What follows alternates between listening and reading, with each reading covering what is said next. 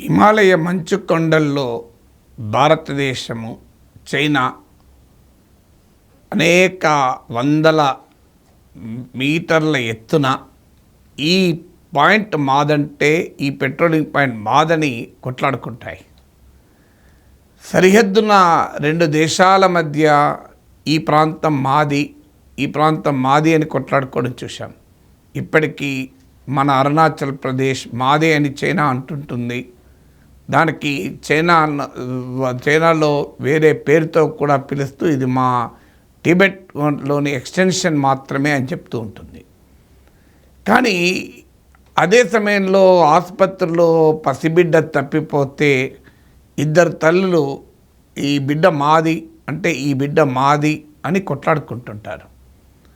కానీ ఆసక్తికరమైనది ఏంటంటే రెండు గ్రామాల మధ్య, అది కూడా రెండు రాష్ట్రాలకు చెందిన గ్రామాల మధ్య ఒక పెద్ద పంచాయతీ పోలీసుల దగ్గరికి వచ్చింది. ఆ పంచాయతీ దేనికోసం అంటే, ఒక 5 సంవత్సరాల బర్రె దూడ మాది, బఫెల్లో మాదంటే మాది అని కొట్లాట.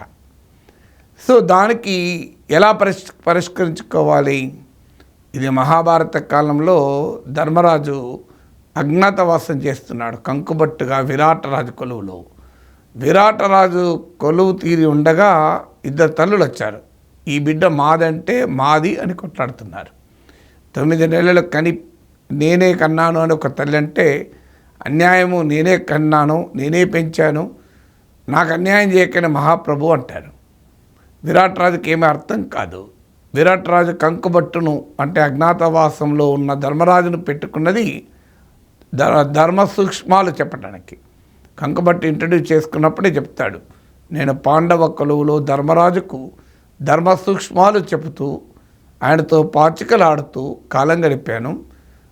మహారాజు అడవుల పాలయ్యాడు, అరణ్యవాసం వెళ్ళాడు, దాంతో ఉద్యోగం లేక తిరుగుతున్నాను విరాట్ రాజా అంటే, అయితే నాకు కూడా పాచికలాడడం ఇష్టం, అలాగే నాకు కూడా ధర్మ సూక్ష్మాలు చెప్పు అని కంకుబట్టును అడ్వైజర్గా అపాయింట్ చేసుకుంటాడు. సో విరాట్ రాజుకి అర్థం కాదు, బిడ్డ ఒక్కటి, ఇద్దరు తల్లులు, ఏం చేయాలి అర్థం కాదు. అప్పుడు కంకుబట్టును అడుగుతాడు ధర్మరాజును, కంకుబట్టు రూపంలో ఉన్న ధర్మరాజును ఏం చేయాలి అని అడుగుతాడు. వెంటనే ఆ ఇద్దరు తల్లులను ఉద్దేశించి ధర్మరాజు అంటాడు, ఈ బిడ్డను 2గా నరికి చెరిసగం ఇవ్వండి అని చెప్తారు.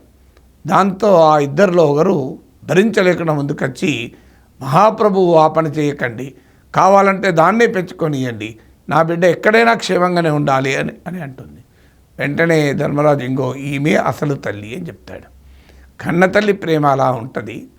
తన బిడ్డ ప్రాణం పోతుంది అన్నప్పుడు ఆ బిడ్డను వదులుకోవడానికైనా సిద్ధపడ్డ తల్లే కన్న తల్లి అని క్లియర్ చేస్తాడు. ఇలాంటి ధర్మ సూక్ష్మాలు చెప్పడానికి ఇప్పుడు కంకుబట్టులు లేరు ఆంధ్ర కర్ణాటక పోలీసులకు. ఇప్పుడు మీకు ధర్మరాజులు లేరు అందువల్ల. కానీ ఇప్పుడు ధర్మరాజు లేకపోవచ్చు, ఆధునిక టెక్నాలజీ ఉంది, DNA టెక్నాలజీ. అంటే ఆ రోజుల్లో DNA టెక్నాలజీ లేదు. ఉండుంటే విరాట్ రాజుకు కంకుబట్టు అవసరం ఉండేది కాదు. DNA పరీక్షలు జరిపేవాడు, ఆ ఇద్దరు తల్లులపైన బిడ్డపైన ఎవరి DNA మ్యాచ్ అయితే వాళ్ళకి ఇచ్చేవాడు. కానీ ద్వాపర యుగంలో DNA టెక్నాలజీ లేదు, కలియుగంలో ఉంది. సో అందువల్ల కలియుగంలో ఇలాంటి సమస్యలకు పరిష్కారాలు ఉన్నాయి, ద్వాపర యుగంలో లేని పరిష్కారం. ఇప్పుడు ఆ 2 గ్రామాల ప్రజలు కూడా ఈ బఫెల్లో ఈ దూడ పైన మీకు DNA టెస్ట్ జరపండి అని పోలీసుల దగ్గరికి వచ్చారు. అసలు విషయం ఏంటో మీకు ఆసక్తికరమైంది. ఒక విలేజ్ బొమ్మనహాల్ అని, ఆ బళ్ళారి, కర్ణాటకలోని బళ్ళారి జిల్లాలోని గ్రామం, సరిహద్దు గ్రామం మన ఆంధ్రప్రదేశ్కు. మరో విలేజు మేడహల్ అని కర్నూలు జిల్లాలో గ్రామం. ఈ 2 గ్రామాల మధ్య పంచాయతీ ఈ దూడ గురించి, బఫెల్లో 5 సంవత్సరాల ఈ బఫెల్లో గురించి, బర్రె గురించి. ఏంటి పంచాయతీ? ఇది మాదంటే మాది అంటారు. కర్ణాటకకు చెందిన బొమ్మనహాల్ గ్రామస్తులు అనేది ఏంటంటే, దీని తల్లి మా దగ్గరే ఉంది, మా దగ్గర రైతు దగ్గర ఉంది, ఇది మాదే, పశుగ్రాసం కొరకు బయటికి వదిలేస్తే మేత కొరకు అది దారి తప్పి సరిహద్దు దాటి ఆంధ్ర గ్రామంలోకి ప్రవేశించింది. దీన్ని మేము సక్కంబాయ్ జాతరలో బలివ్వటానికి తీసుకున్నామని. మీకు ఆ రోజుల్లో విరాట్ రాజు కొలువులో కంకుబట్టు 2గా ముక్కలు చేస్తానంటే వెంటనే పరిష్కారం దొరికింది. ఇది కలియుగం కదా, మరి ద్వాపరయుగంలాగా ఉండదు కదా. అందుకే కలియుగంలో ఆ సమస్యనే దాన్ని బలివ్వటానికి. మీరు చూడండి ఎంత మారిందో. ఆ రోజు అడ్డంగా కట్ చేస్తానంటే ఆ కన్నతల్లి పరిగెత్తుకుంటూ వచ్చింది. ఇక్కడ పరిష్కారం ఏంటంటే బలివ్వటానికి. అది కూడా చూడండి, పెంచుకోవటానికి కాదు, పశు ప్రేమతో కాదు, జంతు ప్రేమతో కాదు, కేవలం బలివ్వటానికి పంచాయతీ అది. సో మా సక్కంబాయి జాతరలో మేము బలివ్వటానికి పెట్టుకున్నాం దీన్ని, ఇది మాది అంటే మాది అని. ఫైనల్గా పోలీసులు బలివ్వడాన్ని ఆపలేకపోయారు. మరి అది ఆపారో లేదో తెలియదు. ఇక్కడ జంతు బలి మరి అలా ఇవ్వచ్చో లేదు, అది ఎలా యాక్సెప్ట్ చేస్తాం.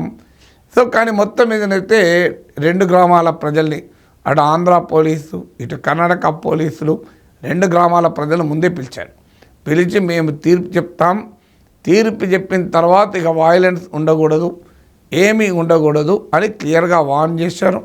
ఫైనల్గా ఆ రైతు కర్ణాటకలో ఉన్నటువంటి ఆ రైతు దగ్గర ఉన్న బర్రెను దీని తల్లిగా గుర్తించారు. కర్ణాటకలోని బొమ్మనహల్ గ్రామస్తులకు దీన్ని ఇచ్చారు. పాపం ఇప్పుడు ఆఖరికి ఆంధ్ర కర్ణాటకల పంచాయతీ ఆగింది, 2 సరిహద్దు గ్రామాల మధ్య ఉద్రిక్తత ఆగింది. కానీ ఆ సక్కంబాయి జాతరలో పాపం ఆ 5 ఏళ్ల దూడ బలిపీఠాన్ని ఎక్కబోతోంది. సో ఈ కథంతా మీకు ఎందుకు చెప్తున్నానంటే, ఈ సమాజం ఆధునిక కాలంలో కూడా ప్రజలు ఏ రకమైన ఛందస భావాలతో సాంప్రదాయాలు ఆచారాలు మన సమాజాన్ని ముందుకు తీసుకెళ్ళాలి, మానవ జీవితాన్ని మరింత పరిపుష్టం చేయాలి, మానవ జీవితాన్ని ప్రక్షాళన చేసి నైతికమైన మార్గంలో నడపాలి. అన్ఫార్చునేట్లీ ఇప్పటికీ ఆచారాల పేరిట సాంప్రదాయాల పేరిట 5 ఏళ్ల దూడను అది కూడా బలివ్వడానికి కొన్ని వారాలుగా 2 గ్రామాల ప్రజలు ఘర్షణ పడుతున్నారు. ఉద్రిక్తత చూడండి, 2 గ్రామాల ప్రజలు అంటే ఏదో భారత్ చైనా సరిహద్దుల సైనికులు ఘర్షణ పడ్డట్టు పడుతున్నారు. ఇంకా జంతు బలి ఏంటి అని 2 గ్రామాల ప్రజలు అనుకోవడం లేదు. ఇది మాదంటే మాది అని అక్కడి దాకా వెళ్ళారు. సో అంతే మన మానవ సమాజం ఒకవైపు ఆధునిక శాస్త్ర సాంకేతిక రంగాల్లో దూసుకెళ్తుంది. మన స్పేడెక్స్ మిషన్ పేరిట భూమి నుంచి 470 కిలోమీటర్ల ఎత్తున 2 ఎయిర్క్రాఫ్ట్లను 220 కిలోగ్రాముల బరువు కల ఎయిర్క్రాఫ్ట్లను వేగంగా ప్రయాణిస్తున్న సమయంలో ఆ రెండింటిని డాక్ చేసే స్పేడెక్స్ మిషన్ ఫాలో అయ్యాం. మరి అక్కడేమో స్పేడెక్స్ మిషన్ ఇక్కడ 2 గ్రామాలు కలపడానికి ఇన్ని వారాలు పట్టింది, 2 రాష్ట్రాల పోలీసుల సమయం అంతా పట్టింది. సో సమాజంలో భావాలు ఏ రకంగా ఉంటాయనటానికి ఇది ఒక ఉదాహరణ. సో అందువల్ల ఇప్పటికైనా ఆధునికమైన ఆలోచనల్ని, శాస్త్రీయమైన దృక్పథాలని, ఆచారాల పేరిట ఛందస భావజాలాన్ని ఎలా ఎదుర్కోవాలి అనటానికి ఈ ఉదాహరణగా ఈ 2 గ్రామాల కథ చెప్తున్నాను.